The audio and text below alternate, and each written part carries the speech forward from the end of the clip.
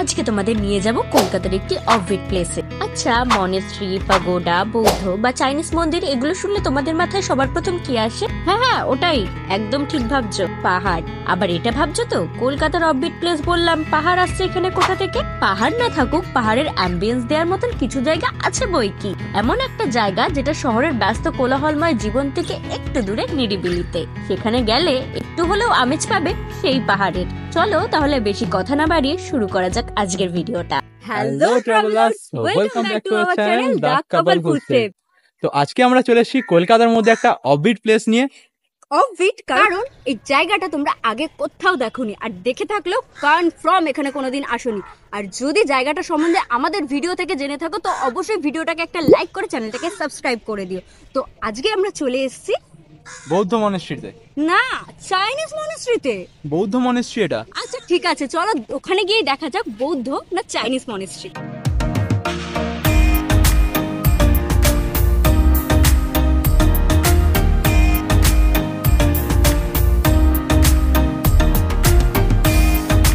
আজকে আমরা চলে এসেছি হিউয়েনসাং মনেস্ট্রিতে, যেটা কিনা কলকাতার পশ্চিম চৌবাগাতে অবস্থিত। এখানকার লোকেরা এই মনেস্ট্রিটাকে চাইনিজ মন্দির নামেও জানে। এটা একটা ফেমাস চাইনিজ পরিব্রাজক, যেটা হয়তো আমরা স্কুলে হিস্ট্রিতে পড়েছি, হিউয়েনসাং, যে কিনা হর্ষবর্ধনের সময় 630 শতাব্দীতে এখানে এসেছিলেন চীনা পরিব্রাজক হিসেবে। তার নাম অনুযায়ী কিন্তু এই মনেস্ট্রিটার নামকরণ হয়েছে। তো চলো ঘুরে দেখা যাক মনেস্ট্রিটাকে।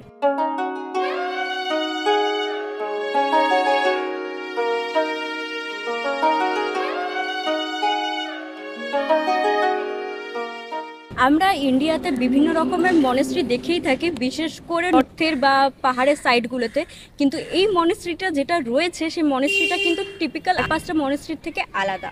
কারণ তোমরা একদম টপে দেখতে পারবে যে গম্বুজটা রয়েছে সেটা ভাইব দিচ্ছে একটা বুদ্ধিস্ট মনেস্ট্রি। তারপরে যে চালটা নেমেছে সেই চালটা দেখো চাইনিজ যে মনেস্ট্রিগুলো থাকে বা চাইনিজ যে টেম্পলগুলো থাকে সেগুলোর মতন দেখতে। তারপরেই যে রেলিংটা রয়েছে সেই রেলিংয়ের দুপাশে দেখতে পারবে যেরকম আমরা হিন্দু মন্দিরে দেখে থাকি, দুপাশে সিংহ, যেটা সিংহ দুয়ারে থাকে, আর তার মাঝখানে যেটা অশোক স্তম্ভ রয়েছে। আর তার পাশেই দেখো ফার্স্ট ফ্লোর এবং গ্রাউন্ড ফ্লোরে খুব সুন্দরভাবে চাইনিজ এবং হিন্দু কালচারকে ফুটিয়ে তুলেছে। চাইনিজ লেখার সাথে সাথে দেখো দুপাশে দুটো স্বস্তিক রয়েছে, মানে একদমই আলাদা রকম ভাইব দিচ্ছে, যেটা হয়তো তোমরা আর কোনো মনেস্ট্রিতে দেখতে পারবে না। সেটা দেখার জন্য কিন্তু তোমাদেরকে একমাত্র এখানেই আসতে লাগবে।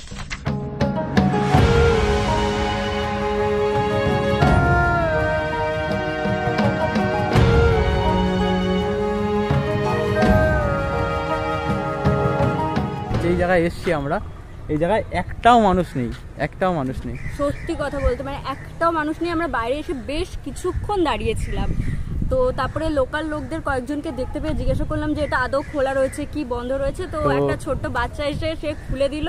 তো এখানে ঢোকার পরেও দেখছি কোনো লোকজন নেই। ইনফ্যাক্ট ভিতরেও দেখতে পাচ্ছ যে তোমরা বন্ধ রয়েছে। তো জানি না ভিতরে কিভাবে ঢুকবো না ঢুকবো, দেখি যদি ঢুকতে পাই তো তোমাদের সাথে অবশ্যই শেয়ার করবো। সেই জন্য লাস্ট পর্যন্ত ভিডিওটা দেখতে লাগবে। ভিডিও করার পরপরই ভিডিও ক্লিপটা চালাতেই দেখলাম ভেতর থেকে একজন মনেস্ট্রি থেকে একজন বেরিয়ে এসছে। মানে আমরা পিছন দিকে যাচ্ছিল, নোটিস করিনি। তো ওনাকে জিজ্ঞেস করাতে উনি বললো যে এই জায়গাটা ঘুরে দেখতে হবে, নিজেদেরকেই দেখতে হবে। তো কেউ নেই সেরকম ভাবে। তো ভিতরেও আমরা যেতে পারি, দোতলা রয়েছে, তো নিচের তলা রয়েছে, উপরের তলা আছে। যদি পারি তো অবশ্যই তোমাদেরকে দেখাবো, পুরোটাই দেখানোর চেষ্টা করব। তো আপাতত চলো ভিতরটাই যাওয়া যাক, ফার্স্ট ফ্লোরটা দেখানো যাক। জায়গাটা বলেছে নিজেদের মতো করে ঘুরে দিতে, তাই আমরা নিজেদের মতো করে ঘুরে দেখব। এখন আমরা দাঁড়িয়ে রয়েছি মনেস্ট্রিটার ভিতরে, যেখানে খুব সুন্দরভাবে, মানে কি বলবো, সুন্দর তো বটেই, বাট খুবই নিরিবিলি শান্তশিষ্ট। বাইরেটা যতটা মানে একটা ক্রাউডেড, ভিতরটা ঢুকতে মানে ইনস্ট্যান্ট সব কিছু সাইলেন্ট হয়ে গেল। আর পিছনে দেখতে পাচ্ছ প্রচুর দেবদেবী রয়েছে, বুদ্ধির যে দেবদেবী, আমরা তো চিনি না, তো সেগুলোর সাথে তোমাদের ইন্ট্রোডিউস করাতে পারলাম না। আর আশেপাশে দেখতে পাচ্ছ বিভিন্ন মানে ইনস্ট্রুমেন্ট রয়েছে এখানে, হয়তো যখন ওদের ফাংশন বা পুজো যেরকম হয় সেগুলোর সময় সেগুলো প্লে করা হয়।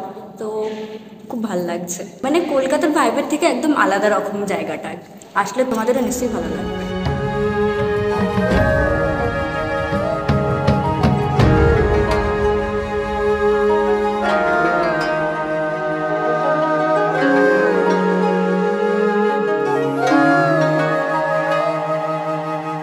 ভাবছো তো কিভাবে আসবে এখানে? এবার চলো তাহলে সেটাই জেনে নেওয়া যাক।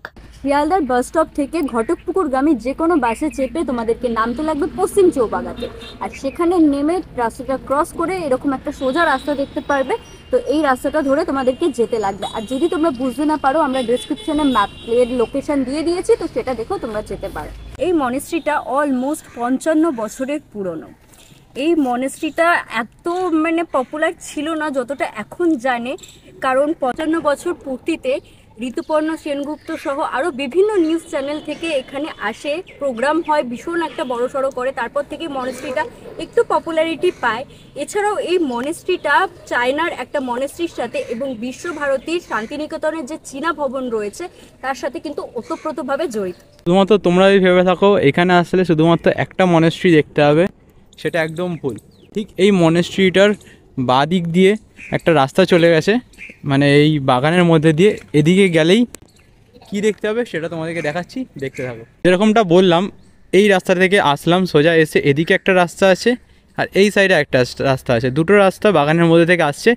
আসতেই সামনে একটা এরকম বিশাল বড় একটা চাইনিজ মনেস্ট্রি কিংবা চাইনিজ মন্দির মতো রয়েছে, যেটা কমপ্লিট হতে হতে এখনো কমপ্লিট হয়নি, তৈরি হতে হতে কাজটা বন্ধ হয়ে গেছে। আগের যে মনেস্ট্রিটা তোমরা দেখলে সেটা হয়তো 3টে কালচার মিলে তৈরি হলো, এই মনেস্ট্রিটা কিন্তু একদম চাইনিজ যে টেম্পলগুলো থাকে সেগুলোর মতন লাগছে। তোমরা কিন্তু সেটা রিলেট করতে পারবে, ওটাতে যেরকম হিন্দু স্ট্রাকচারে করা, কিছুটা বৌদ্ধিস্ট রয়েছে, প্লাস আবার হিন্দু একটা কালচার মিক্সড হয়েছে, কিন্তু এটা দেখো পুরোটাই একদম চাইনিজের মতন রয়েছে।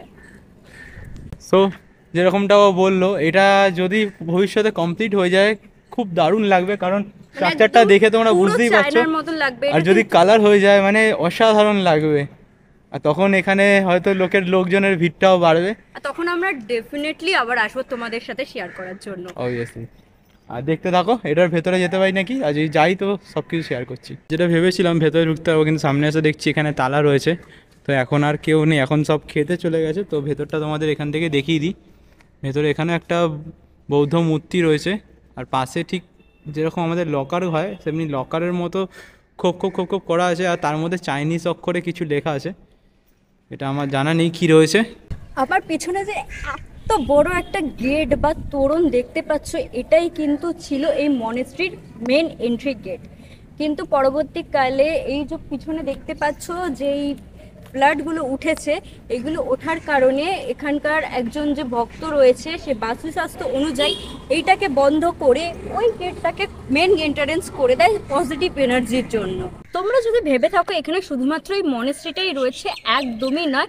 দেখতে পাবে মনেস্ট্রিটার ডান দিক এবং বাঁ দিকে দুটো দোতলা বিশিষ্ট বিল্ডিং রয়েছে, যার একটিতে এই ডান দিকের এটাতে যারা মঙ্ক বা স্টুডেন্টরা রয়েছে তারা চায়না থেকে বা বিভিন্ন যারা বুদ্ধিস্ট কালচারের সাথে বা চায়না কালচারের সাথে জড়িত, তারা এখানে এসে সাধনা, পড়াশোনা বা রিসার্চ করে, এবং আরেকটা যেটা বাঁ পাশে রয়েছে সেটাতে থাকার ব্যবস্থা রয়েছে। এই ছিল আজকে আমাদের ডেস্টিনেশন, কেমন লাগলো অবশ্যই জানিও, আর ভালো লাগলে শেয়ার করতে ভুলো না।